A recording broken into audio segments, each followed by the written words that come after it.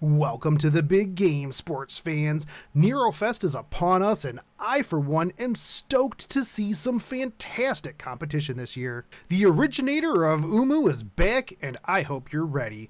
UMU Fest will have 4 types of event tokens this time around, 3 for the shop and 1 for the boxes.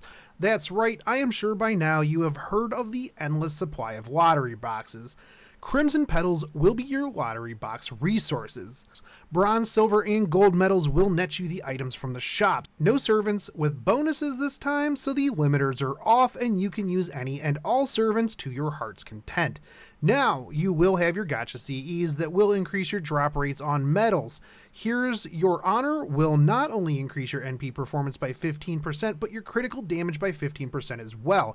And if that wasn't enough, it's going to net you 3 crit stars per turn. These bonuses increase to 20% and 4 stars a turn at full limit break. And if that wasn't enough, it will increase your gold medal drops as well. Legion of Pioneers is going to increase your defense by 8% and your NP performance by 15%. This is also going to net you increased silver medals. And Howling at the Moonlight is going to increase that buster performance by 10%, but it reduces your debuff resist by 20%. This will net you bronze medals, however, and this will be what you are stacking on your backline early on to net you your first copy of Joint Recital. This CE is amazing, 50% buster, 15% critical damage, and increases your pedal drop. When limit broken, this is 20% to both. This is basically a better version of Victor of the Moon, and it's free. You will only get 4 from the shop, so you will need to get some drops on this, but you will be farming this event so hard that this shouldn't be that much of a problem. Your other event craft essence is Princess of the White Rose. This is not only going to apply guts to yourself and start the battle off with 10% NP charge, but it will also increase your attack damage by 100%.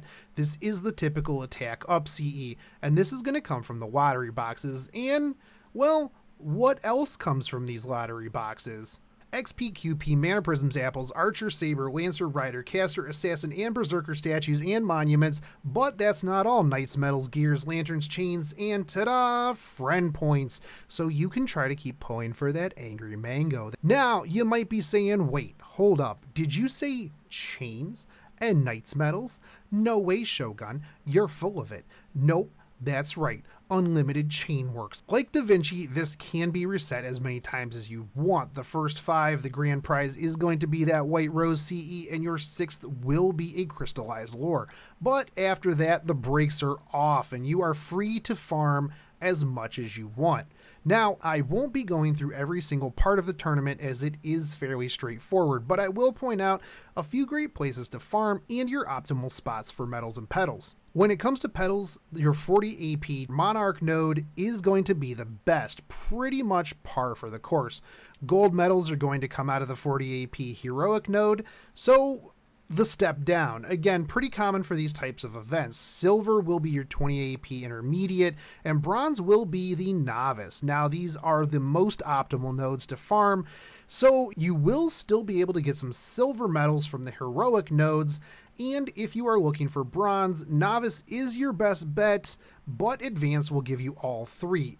It's not very efficient though. The one big thing to remember is that these nodes rotate the enemy lineups based on a set time. So from the 13th through the 17th, you will have a different set of enemies than you do on the 17th through the 21st, and so on and so forth. So you will want to make sure that you are farming the nodes that you are strongest against. The other thing too is with the change in enemies, you also have a change in what Ascension materials drop. Now, if you would like to take a look at who you will be going up against, you can check out Lord Ashura's guide down in the description.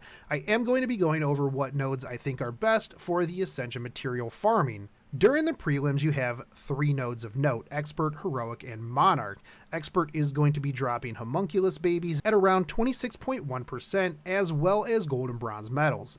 But the big thing here is going to be the 10% drop rate on red archer gems and a 3.5% on gold archer gems. You also have 15% on red and 6.5% on the gold lancer gems. Oh, and a 15% drop rate on Tear Stones of Blood. Now, Heroic is going to have a 15% drop rate on hearts, never enough hearts, and 30% drop rate on pages. But the big thing here is going to be a 20% drop on red caster gems and a 15% on the gold caster gems. This is absolutely huge for those of you who possibly blew all of your gems on Ilya or Helena or Media Lily or any number of other casters. This is going to be a one-stop shop for the caster farming. Now, if you are farming Monarch for petals, well, you're a Kobe Shonins who need claws, because these bad boys are a 25% drop rate with a 20% drop rate on Void Dust. Oh, and again, 15% chance on red Zerker gems with a 20% chance on the gold Zerker gems. The downside here is you are going to have to wipe out a 167k Avenger each time, but that shouldn't be too hard. Oof. Moving on to the semifinals, you are going to be running Expert, Heroic, and Monarch. Again, Expert will have a 32% drop rate on seeds with a 15% drop rate on lamps. Now you are going to have a 18% red and 7% gold Lancer gem drops with a 7% and 3.5% on red and gold caster gems. Isn't the worst, but hopefully you got your fill on the prelims. For Heroic, you are going to get 30% Snake Jewels and 20% Bicorn Horns. This event is going to just be so good for farming. 12% red, 8% gold on the Archer gems, and 8% and 7% on the Lancer gems. I currently need a pile of Snake Jewels, so I might live here for a little bit, but it might be hard to tear myself away from that seed drop on the Expert node. Now, if you need Saber gems, this is the spot right here. 15% red, 20% gold, with 20% to Spirit Roots and 40% on chains. Now, you might be ecstatic about the chains, but remember that you do get these from the boxes as well, but let's be real, you can never have enough chains either. Moving on to the finals of farming. Expert is going to be dropping Assassin and Berserker gems, 9% red, 5% gold on those Assassin gems, and 16% red and 5% gold on your Zerker gems. Now you got 25% Ghost Lanterns. Buddy, I am excited for that too. Now, you are probably full up on Black Beast Grease from farming feathers in the Prisma Codes event, but if you need more, you have a 15% drop rate here. Hold on to your pants, boys and girls, because this right here is the hotness. This is the node. 7% chance on Red Saber, Archer, and Lancer gems, 5% on their gold versions. But that's not what's important. You've got a 45% drop rate on Knights medals. Now, I know Shogun, these drop from the boxes too, but dude, come on. Do you know how many of these things that you need? And they're not hard to farm in Camelot, but they're not easy either.